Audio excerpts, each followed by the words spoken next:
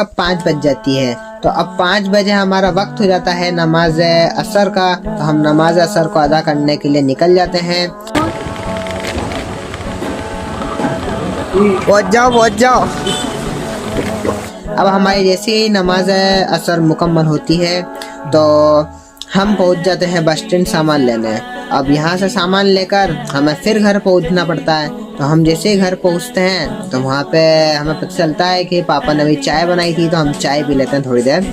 अब असर और मगरिब में इतना टाइम रहता ही नहीं है, तो हम फिर टाइम देखते हैं तो पता लगता है कि भाई मगरिब का टाइम हो गया।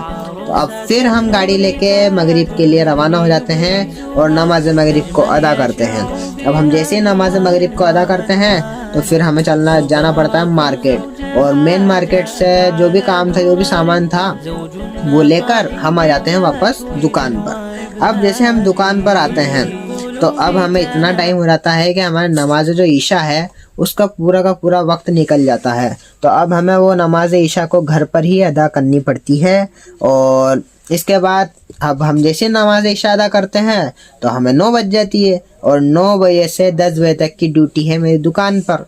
तो वापस दुकान पे पहुंच जाते हैं। अब दुकान पे फिर 1 घंटा काम करके मैं हो जाता हूँ थका हारा, लेकिन फिर भी मैं आ जाता हूँ यहाँ पे एडिटिंग के लिए। तो आज का व्लॉग